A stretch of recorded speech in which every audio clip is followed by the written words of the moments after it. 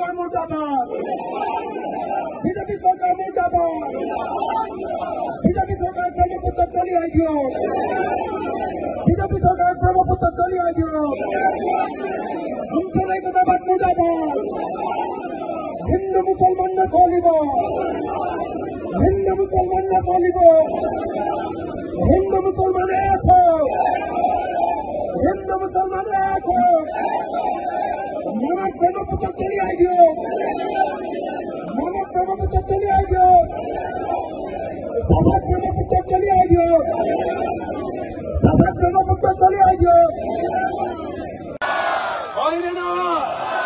সেইকাৰণে মই আপোনালোকৰ ওচৰলৈ আহিছো যে অসমৰ যিমান বিৰোধী দল আছে ৰাইজৰ দল কংগ্ৰেছ অসম জাতীয় পৰিষদ CPI CPM CPIML সব আমি একলগ হ'ব লাগে আৰু সবে মিলি মেলি চকীৰে কৈতে মামা আৰু চাচাক বান্ধি লৈ ব্ৰহ্মপুত্ৰত দলিয়াই দিছে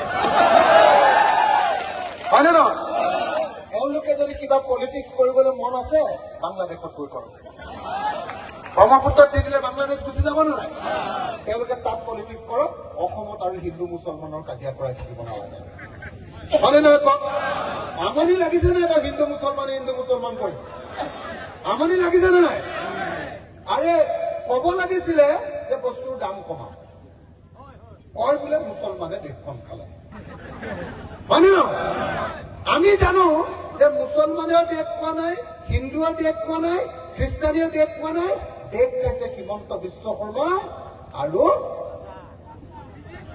অজৰুদ্দিন আজমলে হয়নে নহয় তেওঁলোকে দেশখন খাইছে গতিকে এওঁলোকক যদি ব্ৰহ্মপুত্ৰত বিসৰ্জন নিদিওঁ তেতিয়াহ'লে কোনো পধ্যে দেশৰ মানুহবিলাকে শান্তিত খাবলৈ নাপাওঁ আপোনালোকে চবকে চাওঁ মই এটা হিন্দু ল'ৰা তেওঁলোকে কৈ থাকে যে ভাৰতখন হিন্দুৰ দেশ আমি হিন্দুৰ দেশ বনাম তেতিয়াহ'লে মোৰ কাৰণে পেট্ৰল আৰু ডিজেলটোৰ দামটো কমাই দিয়া মুছলমানতকে হয়নে নহয় আজিৰ দিনটোত আপোনালোকে পেট্ৰল কেইটকাত কিনে কেইটকা 100 টকা ঠিক আছে মুছলমান মানুহক 100 টকা দিয়ক মোক 50 টকা দি দিয়ক মই হিন্দু হয়নে নহয় তেতিয়া মই হিন্দু দলটো ভাল পাম বস্তুৰ মূল্যটো চবৰ কাৰণে সমান কিন্তু ইফালে তোমালোকে হিন্দু উদ্ধাৰ কৰা হয়নে নহয় এইটোতো নহব ভাই এইটোতো নহব ভাই মই আপোনালোকৰ ইয়ালৈ আহি থাকোঁতে যেতিয়া আহি আছো মই দেখিছো যে দবকাৰ চবৰ ঘৰৰ মানুহৰ ঘৰতে ঘৰে ঘৰে ঘৰে ঘৰে ঘৰে ঘৰে তামোল গছ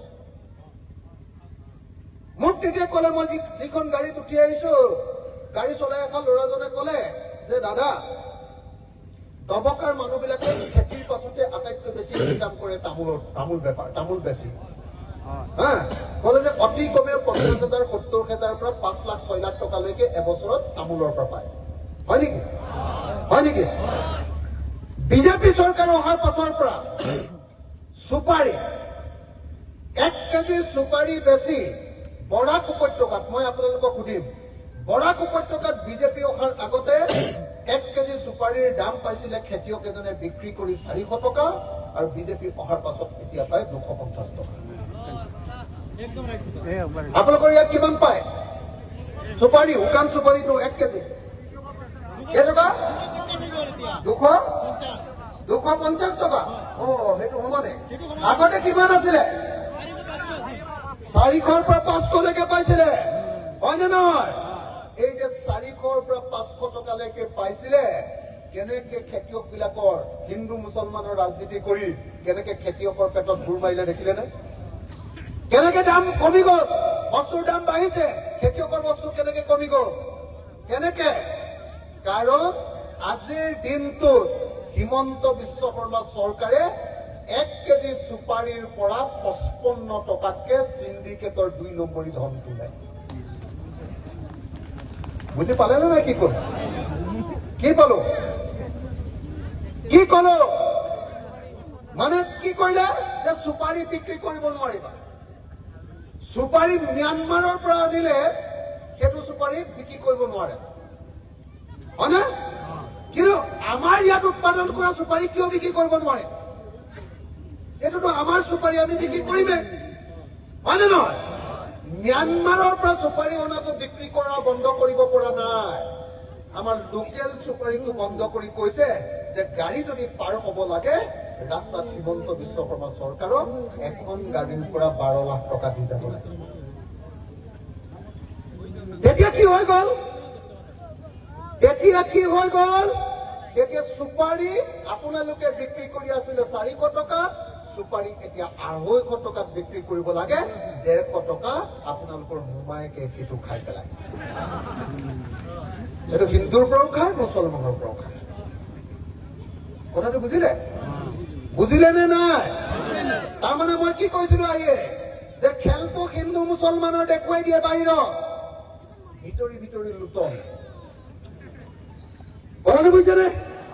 ভিতৰি লুণ্ঠন কৰাৰ বাহিৰে বেলেগ কোনো ৰাস্তা নাই। ভিতৰি লুণ্ঠন আৰু বাহিৰে হিন্দু মুছলমান। গৰু বিক্ৰী যে বন্ধ কৰিছে কেলে? মানুহে বাহিৰত ভাবি আছে যে অকল মুছলমানক ডিষ্টাৰ্ব কৰিবলৈ গৰু বিক্ৰী বন্ধ কৰিছে। আগতে এক যোৰা গৰু বিক্ৰী কৰি যদি 55,000 টকা পাইছিলে মাজুলীৰ মানুহে, ধেমাজিৰ মানুহে, লখিমপুৰৰ মানুহে, শদিয়াৰ মানুহে, ডিব্ৰুগড়ৰ মানুহে এক খাল গৰু বিক্ৰী কৰি যদি 55,000 পাইছিলে, এতিয়া সেই খাল গৰুত 35,000 টকা পায়। কিন্তু গৰু মাংসৰ দাম কমিছে নেকি? কিমান বাঢ়িলে?